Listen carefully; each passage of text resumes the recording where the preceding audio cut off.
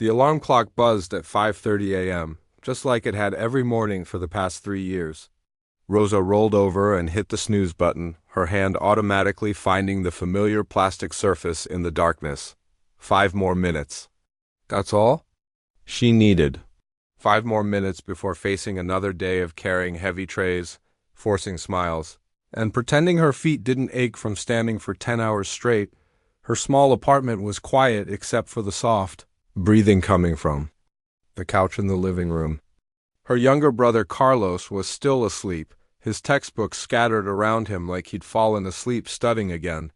At 22, he was in his final year of engineering school, and Rosa could see the stress lines forming around his eyes. The same lines she'd started noticing in the mirror lately. The coffee maker gurgled to life as Rosa shuffled to the kitchen. She'd set it up the night before, a small routine that made mornings feel less overwhelming. The rich smell filled the tiny space, mixing with the scent of yesterday's dinner that still lingered. Rice and beans again? It was cheap, filling, and could stretch for 2 days if needed. She stood by the window, watching the city wake up below. Cars were already moving on the street, people heading to jobs that probably paid twice what she made at Romano's Italian Bistro, but she couldn't think about that now. Today was Tuesday, which meant the lunch rush would be brutal, and Mrs. Patterson would probably complain about her soup being too hot again. The shower water was barely warm, but Rosa had learned to make it work. She'd learned to make everything work. When their parents died in the car accident 5 years ago, she'd learned to be a sister and a parent all at once. She'd learned to stretch $20 into groceries for a week. She'd learned to smile when customers were rude, to apologize when things went wrong that weren't her fault, to stay invisible when angry voices rose in the kitchen. But there was one thing she'd never learned to let go of. Dot, as she got dressed in her black pants and white shirt, Rosa's eyes drifted to the corner of her bedroom. There, covered by an old bedsheet, sat her most precious possession. The upright piano her grandmother had left her looked nothing like the grand pianos she'd once dreamed of playing. The wood was scratched, several keys stuck when pressed, and it hadn't been properly tuned in 2 years. But when Rosa sat down at that bench, none of that mattered. She had 15 minutes before she needed to leave for work. 15 minutes. That belonged to her. Rosa pulled away the bedsheet and sat down on the worn bench. Her fingers found the keys without looking, muscle memory guiding her to the familiar positions. She started with scales, warming up her hands just like her teacher Mrs. Chun had taught her years ago. The sound was muffled by the apartment's thin walls, but she could still hear the music clearly in her mind. For 12 years, she'd studied piano. 12 years of lessons, recitals, and dreams that felt as real as breathing. She'd won competitions, performed in front of hundreds of people, and earned a scholarship to the State Conservatory. The acceptance letter was still tucked away in her dresser drawer, yellowed with age and regret, but that was before. Before the accident, before the bills, before Carlos needed her more than she needed those dreams. Her fingers moved into a gentle melody, something she'd composed herself during those long nights when sleep wouldn't come. The notes seemed to carry all the words she couldn't say out loud, all the tiredness, the worry, the small moments of joy that kept her going. Like when Carlos got an A on his midterm, or when regular customers at the restaurant asked about her. Like they actually cared. The music was soft, careful not to wake Carlos. He worked late most nights, studying and doing part-time computer repairs to help with expenses. She'd never tell him how much she'd given up for his education. How she'd turned down the scholarship, sold their mother's jewelry, and taken on double shifts to pay for his books and tuition. Some sacrifices were meant to stay hidden. A knock on the wall reminded her that Mrs. Garcia next door was probably trying to sleep. Rosa's hands stilled on the keys and reality rushed back like cold water. She was going to be late if she didn't. Hurry! The walk to Romano's took 20 minutes, just enough time to transform from Rosa the dreamer into Rosa the waitress. She pulled her hair back into a neat ponytail, checked her reflection in store windows, and practiced her customer service. Smile. By the time she pushed through the restaurant's front doors, she was ready to disappear into her role. Romano's was the kind of place that tried to look fancy, but couldn't quite pull it off. The red-checkered tablecloths were clean but faded. The lighting was dim enough to hide the worn carpet. And the fake Italian music playing overhead was the same playlist they'd used for months. But the food was good, the tips were decent, and Tony, the manager, was fair enough to let her pick up extra shifts when she needed them. The lunch prep was already underway when Rosa tied her apron. The kitchen staff nodded their good mornings, and she grabbed her notepad and pen. Table assignments were written on the board, and she'd drawn the good section again. Tables by the window always tipped better. What Rosa didn't know was that Romano's had recently installed a baby grand piano in the corner near the bar. Tony had bought it used from a hotel that was closing down, thinking it would add some class to the place. So far, it had served as an expensive decoration, its polished surface reflecting the restaurant's soft lighting. She'd noticed it last week, but hadn't said anything. What was the point? It was beautiful, probably worth more than she made in 6 months, and completely out of reach. Sometimes she caught herself staring at it between orders, wondering what it would feel like to play something so perfect. The lunch rush started early, and Rosa fell into her familiar rhythm. Smile, take orders, deliver food, clear tables, repeat. Her feet found the well-worn paths between the kitchen and dining room. Her hands balanced heavy trays without thinking. She'd become good at reading people quickly, figuring out who needed extra attention and who just wanted to be left alone, but even in the middle of the chaos, her mind would wander to melodies. When she heard laughter from table 6, it sounded like major 7th chords. When the coffee machine hissed, she thought of percussion. When the kitchen door swung open and closed, it kept time like a metronome. Dope music was everywhere, if you knew how to listen. It was in the conversations, the clinking of glasses, the rush of footsteps on linoleum. Rosa had learned to find it in the most ordinary moments, storing it away for those 15 minutes each morning when she could let it out. As the afternoon wore on, she overheard Tony talking to some customers about bringing in live music on weekends. He'd been trying to find a piano player, someone who could create atmosphere without overpowering the conversations. Rosa's heart jumped a little at the thought, but she quickly pushed it down. That wasn't her world anymore. She was a waitress now, and she was good at it. That had to be enough. The day ended like most others. Rosa counted her tips, said goodbye to her coworkers, and started the walk home. But as she passed the restaurant's large windows, she caught a glimpse of the piano one more time. For just a moment, she imagined herself sitting there, her fingers bringing the beautiful instrument to life, filling the space with music that mattered. Then she turned the corner and headed home, where Carlos would be waiting with stories about his day, and she'd have 15 minutes in the morning to remember who she used to be. Friday night at Romano's was always crazy, but tonight felt different. Rosa could sense it the moment she walked through the front doors. The restaurant was buzzing with an energy she hadn't felt before. Every table was full, there was a waiting list at the hostess stand, and even the bar area was packed with people holding drinks and checking their phones. Tony was pacing back and forth near the kitchen, his usual calm demeanor replaced by something that looked like panic. Rosa had worked for him long enough to know when something was wrong. His hair was messier than usual, he kept checking his watch, and he'd already snapped at 2 servers for minor mistakes. "What's going on?" Rosa asked Linda, one of the other waitresses, as they both grabbed fresh coffee pots from the station. "Anniversary party," Linda whispered, nodding toward the large group near the windows. 25th wedding anniversary. They reserved half the restaurant, invited all their friends and family. "Tony's been planning this for weeks." Rosa looked over at the celebration. The couple at the center of it all looked happy and relaxed, completely unaware of the stress their special night was causing behind the scenes.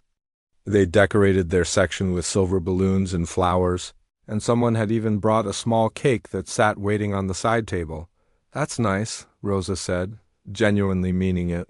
After watching her own parents' love story end too soon, she always felt a little hopeful when she saw couples who'd made it work for decades. "It would be nice if everything wasn't falling apart," Linda replied. Rushing off to deliver coffee to table 12. Rosa tried to focus on her own section, but it was hard to ignore the tension building around her. The kitchen was running behind. The hostess looked overwhelmed, and Tony kept disappearing into his office to make phone calls.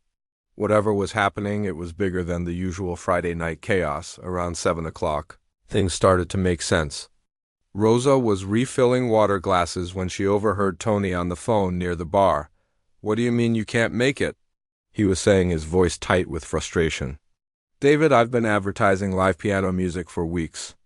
These people specifically came here tonight because you promised you'd play." Rosa's hand stilled on the water pitcher. David, that was the piano player Tony had hired last month. She'd seen him a few times, a middle-aged man with kind eyes who played gentle jazz standards while people ate dinner. He wasn't flashy or loud, just pleasant background music that made conversations feel more intimate. "Food poisoning?" Tony continued. "Are you serious? Tonight, of all nights?" Rosa felt her stomach drop. She glanced over at the beautiful piano in the corner, its surface gleaming under the warm lights. A small sign next to it read, "Live piano music, Friday and Saturday nights." Several people had already asked her about when the music would start. Tony ended the call and stood there for a moment, looking defeated. Rosa had never seen him like this before. He was usually so confident, so in control of everything that happened in his restaurant. But right now, he looked like a man who just watched his plans crumble. The anniversary couple chose that moment to approach him. The woman was elegantly dressed in a navy blue dress, her silver hair perfectly styled. Her husband wore a suit that looked like it had been his best for many years, carefully maintained and deeply loved. "Excuse me," the woman said gently. "We were wondering when the piano music might begin. We told our guests it would be such a lovely touch for our celebration." Tony's face went pale. "I'm so sorry, Mrs. Chen. There's been a last-minute cancellation. Our piano player is ill, and I haven't been able to find a replacement." The disappointment on their faces was visible, but they handled it with grace. "Oh, that's quite all right. Dear, these things happen. We're just grateful to be here with our family." But Rosa could see it wasn't quite all right. She watched as Mrs. Chun returned to her table and quietly explained the situation to her guests. She saw the small looks of disappointment, the way the energy at their celebration dimmed just a little. They were being polite about it, but she could tell this had been something they'd been looking forward to. Meanwhile, Tony was making more phone calls, trying to find anyone who could play piano on short notice. Rosa heard him calling other restaurants, music schools, even the local church. But Friday night wasn't the time to find last-minute musicians. Everyone who was available was already booked somewhere else. The dinner rush continued, but Rosa found herself distracted. Every time she passed the piano, she felt something stirring in her chest, a feeling she'd been trying to ignore for months. Her fingers itched to touch those keys, to bring the beautiful instrument to life. She remembered the first time she'd seen it, how her breath had caught in her throat. It was so different from her old upright piano at home. This was the kind of instrument she'd dreamed of playing when she was younger. The kind that could fill a room with rich, warm sound without even trying. During a brief break, Rosa found herself standing next to it. The keys were pristine, perfectly white and black, waiting for someone to give them purpose. She could almost hear the music in her mind, gentle melodies that would complement the conversation and laughter around her. "Beautiful, isn't it?" a voice said behind her. Rosa turned to find Tony standing there, looking exhausted. "It really is," she replied honestly. "Cost me 3 months of profit," he said with a tired smile. "I thought it would be worth it. You no? Create some atmosphere, make this place feel special. But what's the point if nobody can play the thing?" They stood there together for a moment, both looking at the silent piano. "Have you tried calling the music store?" Rosa suggested. "Maybe they know someone. Called them an hour ago. Nothing." Tony rubbed his forehead. "I've got 50 people here expecting live music, including a couple celebrating their 25th anniversary. I feel like I'm letting everyone down." Rosa's heart was pounding. She could feel the words forming in her mind, could imagine herself saying them out loud, but fear held her back. What if she wasn't good enough? What if she made a fool of herself? What if people laughed? But then she looked over at Mrs. Chun's table again. The elderly woman was smiling at something her grandson had said, but Rosa could see the small disappointment still lingering in her eyes. This was supposed to be a perfect night, a celebration of love that had lasted through decades of ups and downs. "Tony," Rosa said quietly before she could change her mind. He looked at her, distracted. "Yeah, I can play piano." The words hung in the air between them. Tony's expression shifted from confusion to surprise. "You can what?" "I can play piano," Rosa repeated, her voice stronger now. I used to. I studied for 12 years. I haven't performed in a while, but I still practice every day." Tony stared at her like she'd just told him she could fly. "Rosa, are you serious?" "I'm serious." Her hands were shaking, but she kept going. "I know it's not ideal, and I'm not a professional anymore, but if you need someone to play tonight, I can do it." For a moment, Tony didn't say anything. Rosa could see him processing this information, trying to reconcile the waitress he'd known for 3 years with someone who could solve his biggest problem. "You really know how to play that thing?" he asked, nodding toward the piano. "I really do." Tony looked around the restaurant, taking in the full tables, the expectant faces, the beautiful piano that had been silent for too long. Then he looked back at Rosa, and she saw something change in his expression. Hope, maybe. Or desperation. At this point, she wasn't sure there was much difference. "Okay," he said finally. "Let's do it." Rosa's hands were trembling as she untied her apron. The simple black strings felt like they weighed 100 pounds, and she had to try twice before she could get the knot loose. Tony stood beside her, looking almost as nervous as she felt. You sure about this?" he asked for the 3rd time. Really sure?" Rosa nodded, though she wasn't sure about anything anymore. Her heart was beating so fast she could hear it in her ears. When was the last time she'd played for anyone other than herself? When was the last time she'd sat at a piano this beautiful, this intimidating? "I'm sure," she said, hoping her voice sounded more confident than she felt. The restaurant was buzzing with Friday night energy. People were laughing, glasses were clinking, and the smell of garlic and herbs filled the air. It was the kind of atmosphere she'd served in hundreds of times before, but now everything felt different. Now she wasn't just part of the background. Tony cleared his throat and tapped his wine glass with a spoon.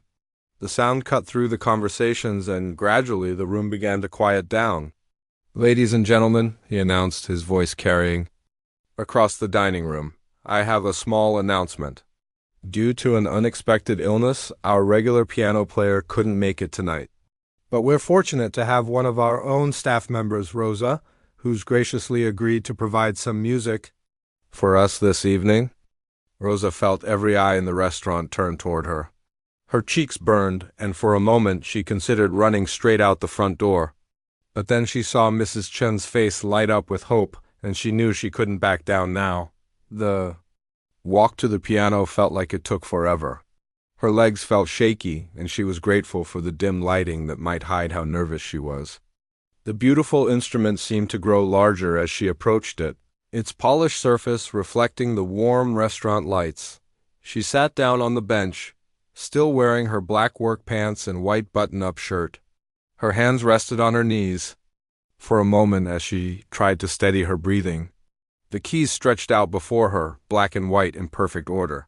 Waiting. The restaurant had grown quiet, but it wasn't the uncomfortable silence of people waiting for a show.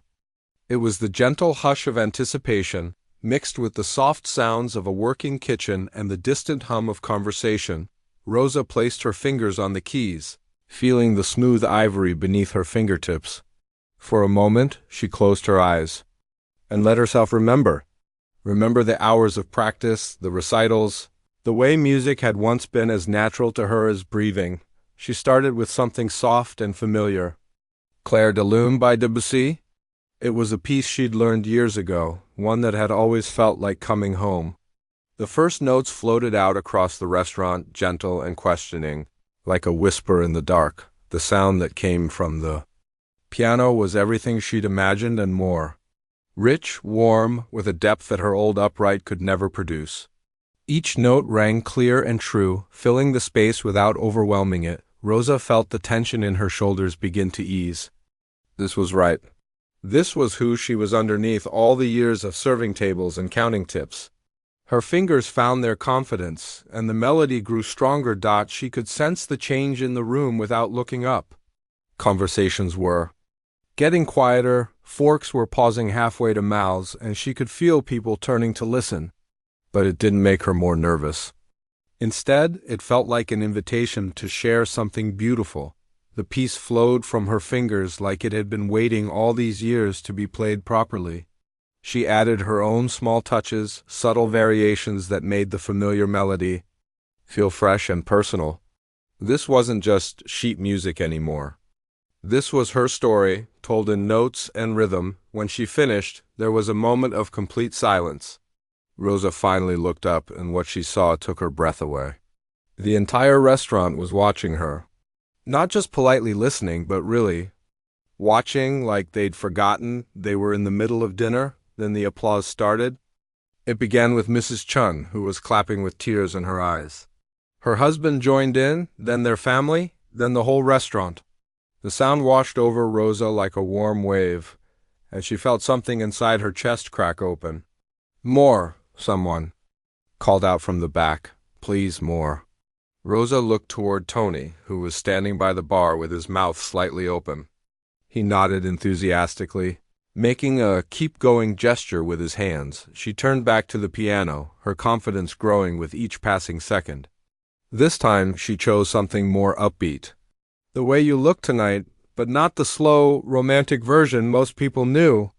Instead, she played it with a gentle jazz swing, the kind of arrangement that made people want to smile without knowing why.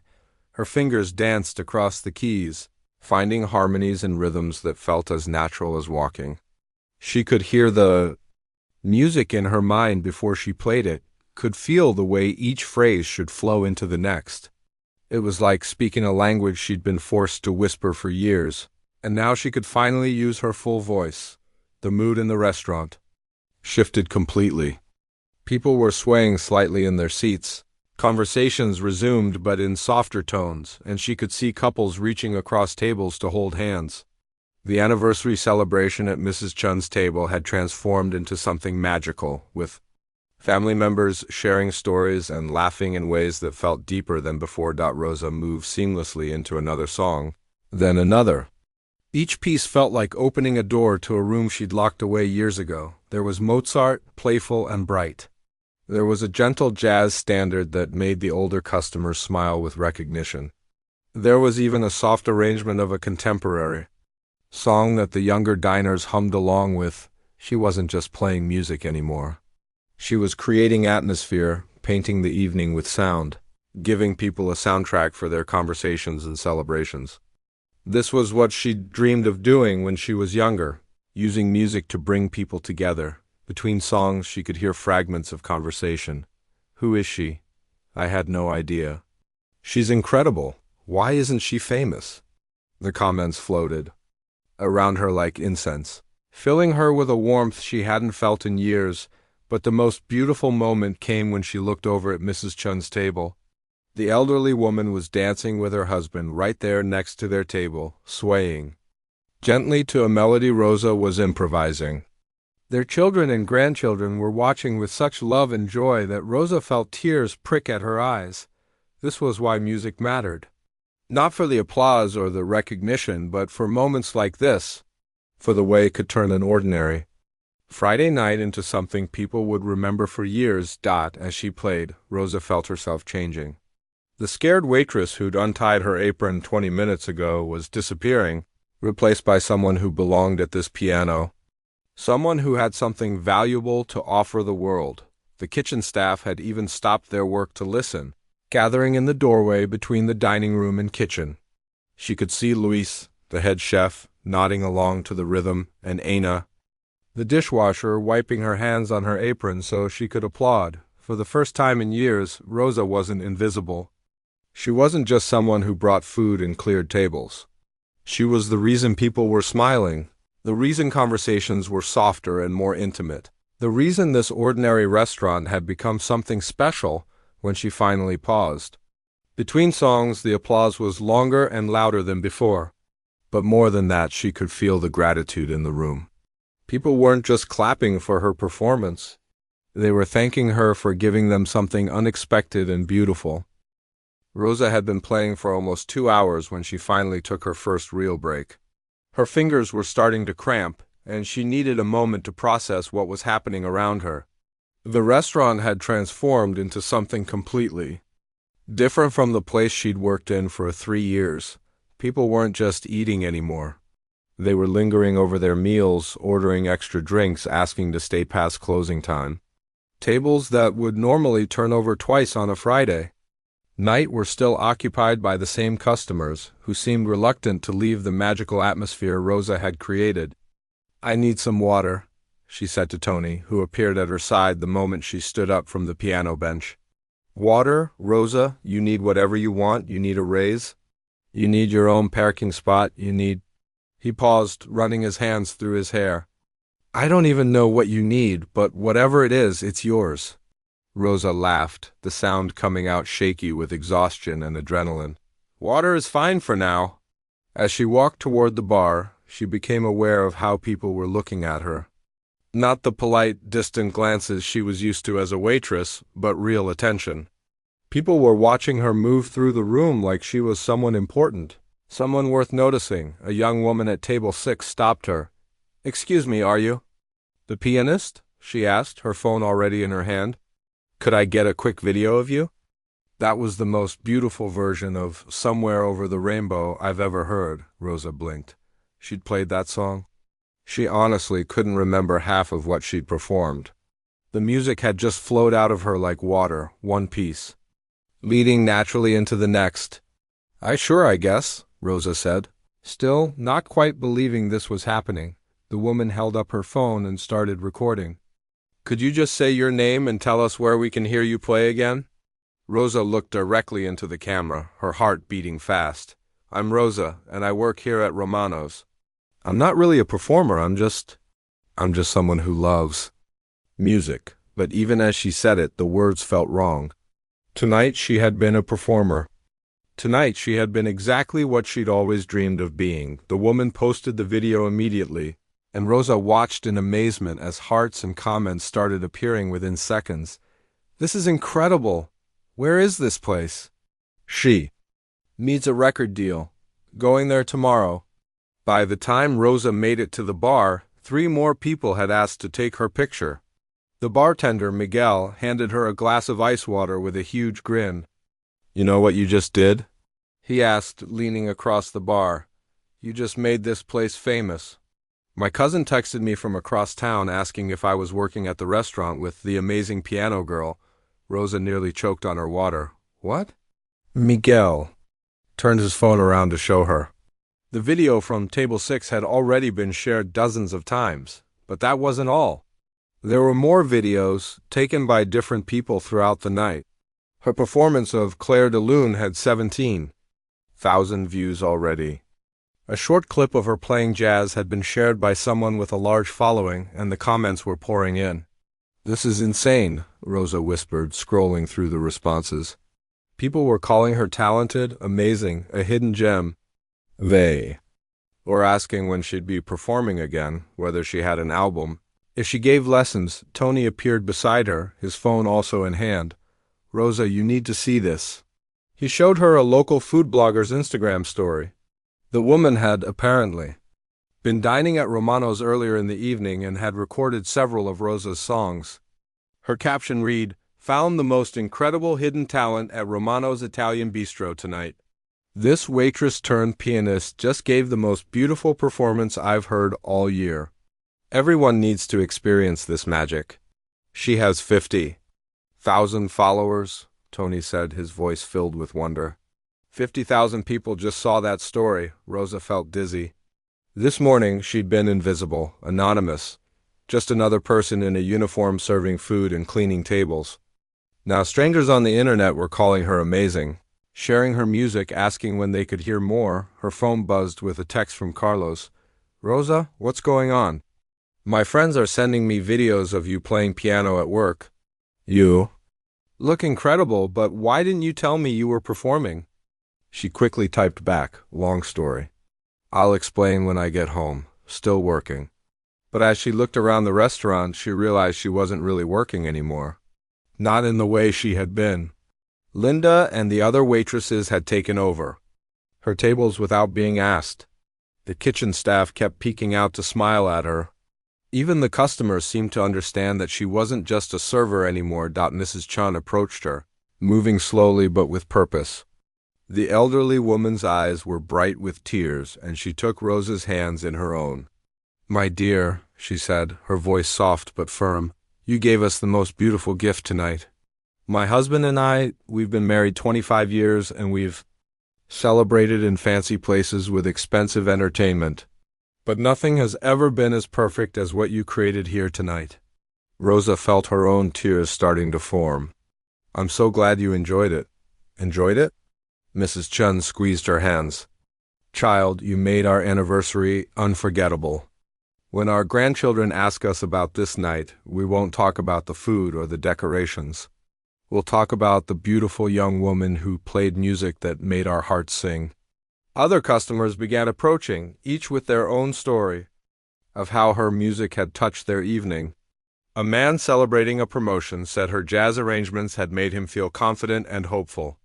A couple on their first date told her that her gentle melodies had helped them overcome their nervousness and really connect with each other. But the most surprising visitor was a well-dressed woman who'd been sitting alone at a corner table all evening. I'm Rebecca Walsh, she said, offering Rosa a business card.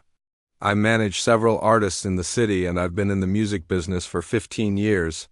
What you did tonight was extraordinary. Rosa stared at the card, her mind struggling to process what was happening. A talent manager here, talking to her? I don't understand, Rosa said. I was having dinner with a client who canceled last minute, Rebecca explained. I almost left, but then you started playing and I knew I had to stay. You have something special, Rosa, something that can't be taught or manufactured. You connect with people through music in a way that's becoming rare in this industry. Rebecca handed her another card. This is my direct number. I'd like to talk to you about opportunities, recording studios, performance venues, maybe even some session work. You shouldn't be hiding this talent behind a waitress apron. Rosa looked at the card, then at Tony, who was beaming with pride and excitement. I don't know what to say, Rosa admitted. Say you'll think about it, Rebecca replied.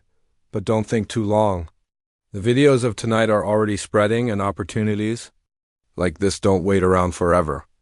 As Rebecca walked away, Rosa felt like she was standing at the edge of a cliff. Behind her was everything familiar and safe.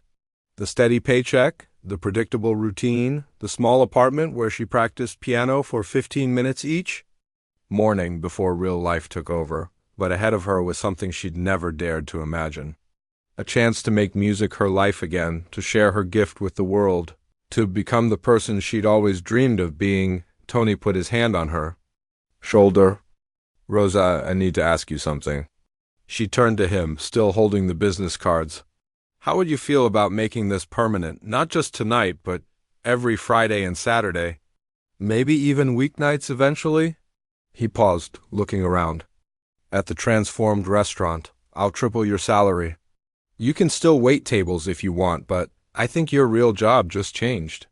Rosa looked around the restaurant one more time. The piano sat in the corner, no longer just a decoration but an instrument that had been brought to life by her touch. The customers were still lingering, still talking about the music, still asking when she'd play again. Her phone buzzed with another text from Carlos. I'm so proud of you. I always knew you were meant for something bigger than this. For the first time in years, Rosa allowed herself to believe he might be right. 6 months later, Rosa stood in front of the mirror in what used to be the restaurant's storage room, but was now her small dressing area. Tony had cleared out the old boxes and restaurant supplies, painted the walls a warm cream color, and even installed a small vanity with good lighting. It wasn't fancy, but it was hers. Tonight was different from all the other nights she'd performed at Romano's. Tonight, there was a film crew setting up in the dining room. A local news station had heard about the waitress who'd become the city's most beloved pianist, and they wanted to share her story with a wider audience. Her hands were shaking as she applied a light coat of lipstick. She'd gotten better at handling the attention over the past few months, but television was still new territory. What if she forgot how to talk? What if her fingers froze on the piano keys? A gentle knock on the door interrupted her worried thoughts. "Come in," she called. Carlos stepped into the room, wearing his best shirt and a huge smile. He graduated from engineering school 2 months ago and had already landed a good job with a local construction company. The stress lines around his eyes were gone, replaced by the confidence that came from knowing his future was secure. "You ready for this?" he asked, straightening an imaginary wrinkle on her simple black dress. "I don't think anyone's ever ready for television," Rosa laughed, but her voice was steadier than she felt. "You know what I think?" Carlos sat down on the small chair Tony had squeezed into the corner. "I think you've been ready for this your whole life. You just needed the right moment to show the world who you really are." Rosa looked at her reflection one more time. The woman staring back at her looked confident, professional, happy. It was hard to believe this was the same person who used to hide her talent behind aprons and serving trays. The transformation hadn't happened overnight. Those first few weeks after her impromptu performance had been overwhelming. The videos of her playing had spread across social media faster than she could keep track of. Romano's had been booked solid for months, with people driving from hours away just to hear the piano waitress play. Tony had kept his promise about tripling her salary, and Rosa had been able to quit her morning shifts at the diner across town. For the first time in years, she could focus on just one job. More than that, it was a job she loved. The talent manager, Rebecca, had become a regular presence in Rosa's life. She'd helped Rosa navigate the sudden attention, fielding interview requests and performance offers.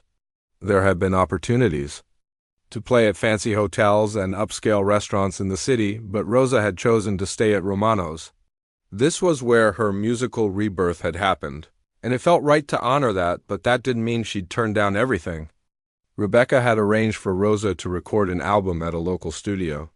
Songs from Romano's featured the pieces she played most often at the restaurant, along with a few original compositions she'd written during those early morning practice sessions. At home, the album had started as a small project, something for the regular customers who kept asking if they could buy her music. But when it was released digitally, something amazing happened. People who'd never been to Romano's, people from other states and even other countries, started buying and streaming her songs. The morning Rosa had opened her laptop to find songs from Romano's at number 3 on the local music charts. She'd cried for 20 minutes. Happy tears, confused tears, grateful tears, all mixed together in a way that perfectly captured how surreal her life had become. Now, she was getting ready for the news story that would introduce her to an even wider audience.